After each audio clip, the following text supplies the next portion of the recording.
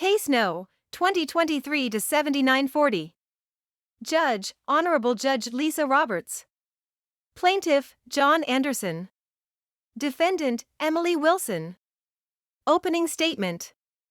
Judge Lisa Roberts, JLR. Mr. Plaintiff, John Anderson, Ms. Defendant, Emily Wilson, we are here today.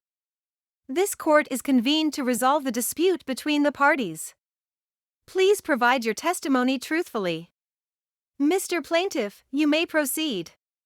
Plaintiff's allegations. John Anderson, J.A. Your Honor, I am here today to claim that the defendant intentionally destroyed my property. My claim is that the defendant deliberately broke my property, causing me financial harm. JLR, understood, Mr. Plaintiff. Now, we turn to the defendant for their defense.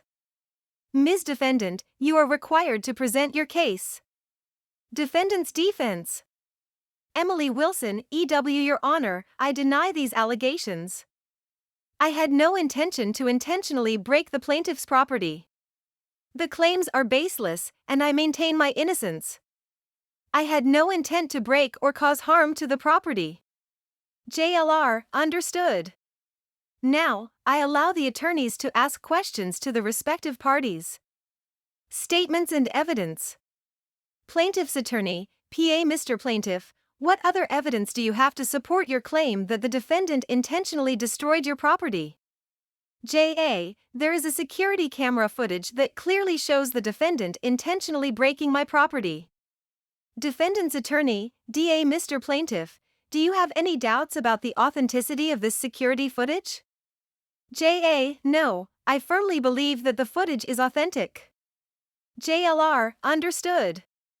Now, I allow the defense attorney to ask questions. Defense attorney's questions. DA, Ms. Defendant, did you have any intention to intentionally break the property? EW, no, I had no such intention. I deny the plaintiff's allegations and maintain my innocence. Trial and decision phase. JLR, after considering the parties' allegations, testimonies, and evidence, I have reached a decision in this case. This case involves the dispute over the intentional destruction of property. The plaintiff, John Anderson, claims that the defendant, Emily Wilson, intentionally broke his property.